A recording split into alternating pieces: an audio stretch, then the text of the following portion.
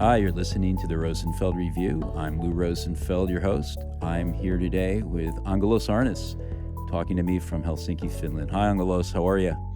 Hello, I'm very good. Lou, how are you? I'm great, and I'm happy to have my favorite Greek practitioner of design operations in Finland on the show. Uh, Uh, Angelos is like he, in some respects, is my peer. I'm not a design ops guy. I'm not Greek. I don't work in Finland, but I'm certainly interested in the topic. The main reason we're talking today is that Angelos is one of the producers of the Joint Futures Conference, which is happening in Helsinki, September 3rd through 5th. You can learn more about it at jointfuturesconf.com. And that conference is really interesting to me for a few reasons. It has a lot of parallels with some of the themes we touch on at Enterprise Experience and the Design Ops Summit here in the U.S. that Rosenfeld Media puts on. It also speaks to some broader trends. Each conference really is an expression of some deeper themes, and I wanted to explore those with Angelos today. But first, I just want to say that Rosenfeld Media is working with Joint Futures in the sense of helping curate the program. Specifically, we have workshops being taught on it's on the 5th, it's on the third day of the Correct. conference. And some great people lined up to do those. There's Gina Ann, there is Patrick Quattlebaum, Kristen Skinner. Who am I forgetting here? Nathan Shedroff. Oh my God, Nathan Shedroff. Thank you. So some fantastic people are teaching full-day workshops, and we're really glad to have them on the program. The program overall, again, looks really good, Angelos. I know you've worked a lot with Dave Maloof and some others, Yves Florac, if I'm pronouncing his name. Correct. Yep, and who else has been involved there? Of course, we have some people that they're helping us from the Elisa side, the company that I'm working with. So they're helping us with the fact that Elisa is the main organizer, and I'm basically, it is my job to produce this conference. But also we have a global, if you can call it, advisory. So we have people like Dave, but also others like George Silverman, Gina Ann, Hannah Nagel, and so on, that they were actually, they came into this through serendipity and through being really interested about this subject area. And my idea was that, like, well, maybe we can collaborate, and you can help us on making the message more sharp. And of course, you can also contribute with content. So there also are speakers and MCs and so on that they're coming. So Into very the quickly, conference. you've got quite a production and a really impressive conference. Now, this is the second one. Last year, the conference was called DSConf, Design Systems Conference, and that was the first year you did a conference. Yeah. I'd love to know a little bit about how, first of all, this came to be. I mean, you're being sponsored by Elisa, which is the oldest telecommunications company in Finland, and it's hard for me, for example, to imagine Comcast or Verizon or a company like that being, I hope I'm not offending anyone too much, but enlightened enough, let's say, to think that hard about good experiences and design in general that they would go as far as supporting an event like this. So how did that happen? And how did you guys kind of get into the thinking of design systems that led to that first conference and now to Joint Futures? Yeah. So first of all, Elisa is a company that, although it's so old, I personally believe that it's been reinventing itself all the time. And it's a company, for example, that 20% of their profits are not subscriptions. So they're doing other services, like they have streaming services with finished content, they have like ebook services, and so on. And the conferences, how they came to be was that last year almost right when I joined, a colleague of mine who I knew from beforehand, he was still is the design lead for the design systems in Elisa. And he said that, hey, I want to do this conference. And he knew that I was volunteering in the past, to do events and stuff like that. So he asked me and I said yes. And then we went about to do it. And it was actually pretty crazy because he asked me in November 2017, and we started planning this for that conference to be in March 2018. So it happened in 5 months. We started selling the tickets in January, and we managed to sell out something like for 450 tickets. That's amazing. That quickly came together and you sold it out. Yeah. We didn't know in a way what was happening. We were just on the doing mode, and when the conference came and the conference went by, and people were telling us like, "Wow, that was an amazing event." We were like, "Really?" Because we didn't really sit down to think like, "Hey, we're actually doing this," and people were happy about it. So I was really glad about that, about the outcome. And so people, after that started asking, well, when is the next going to be? Are you planning a next one? And then we also asked ourselves, are we planning a next conference? What are we doing? And the discussion then went through that.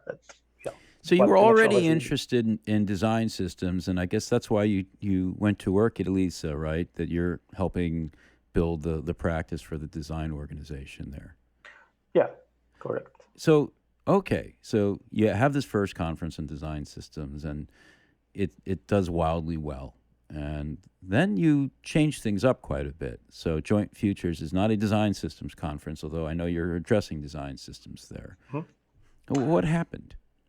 So throughout our own content, but also watching the global community of design systems, talks on Twitter or other conferences, of course, we kind of saw that a lot of the talks were around the subject of design systems are for people.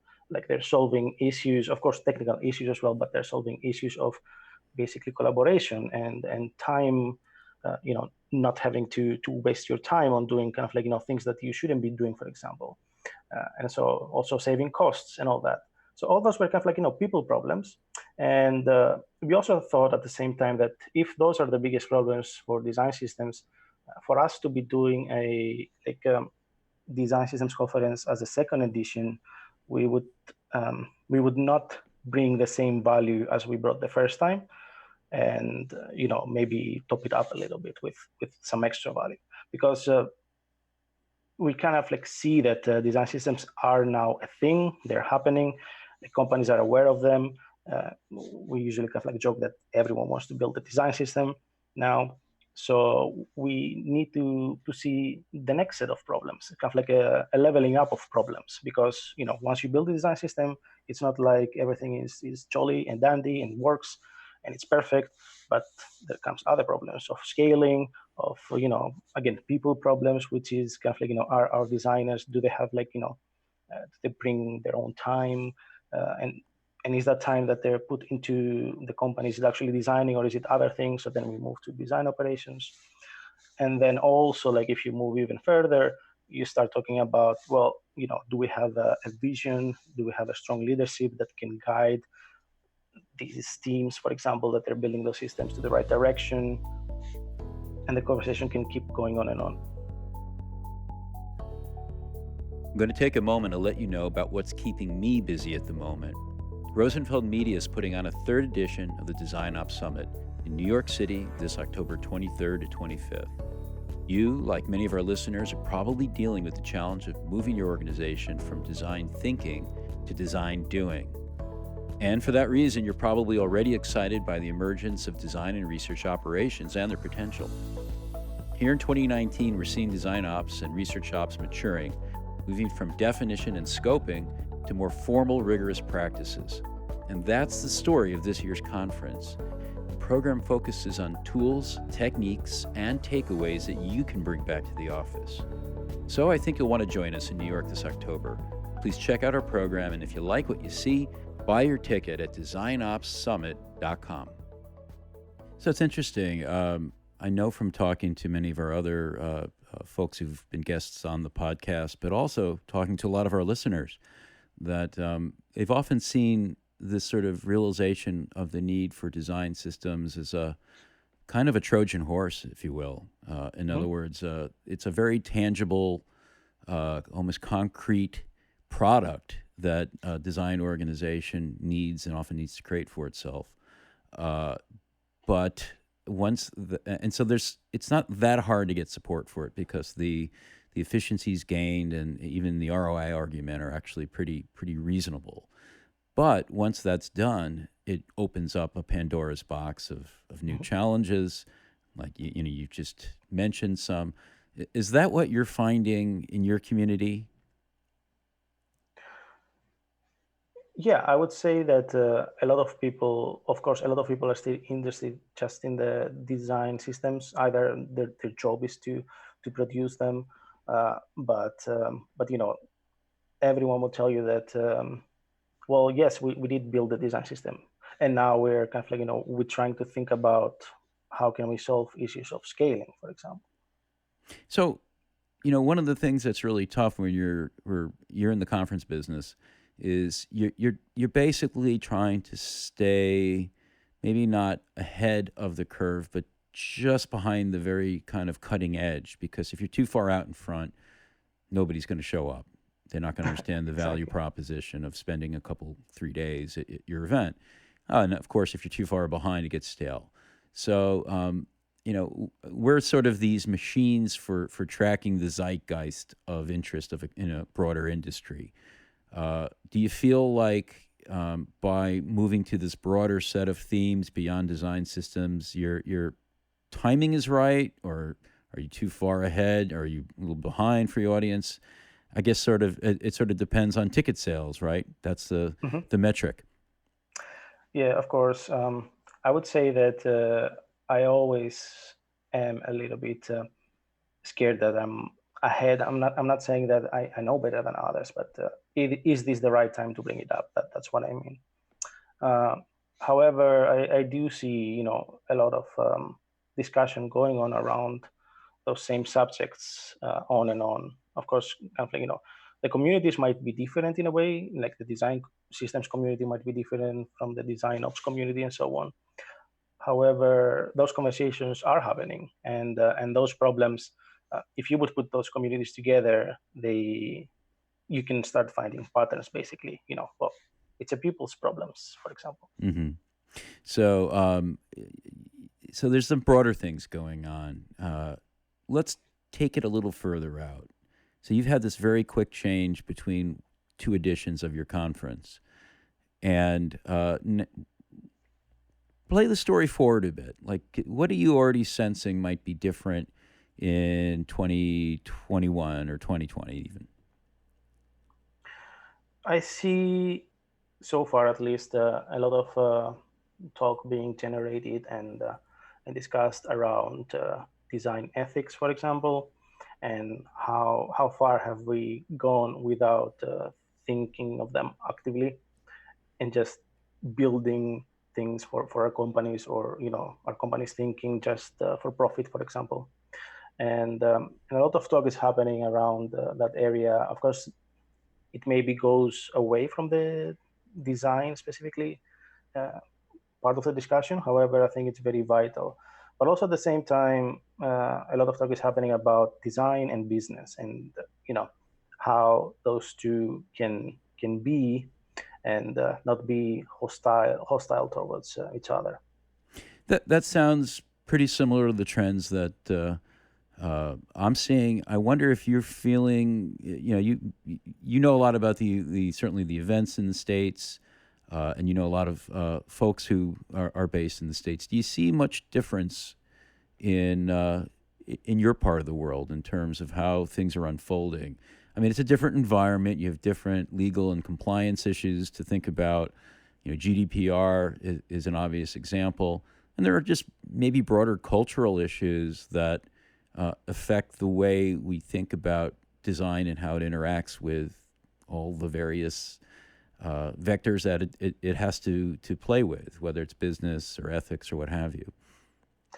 Yeah, I would say the main difference that I see is that in Europe, the service design culture is more to the front in a way, whereas in the US, it is more product design or doing the design, the UI part and the Why do you think user that is? experience. I am not sure. I think it might be because of in in Europe, for example, in Finland. Let's take Finland as an example.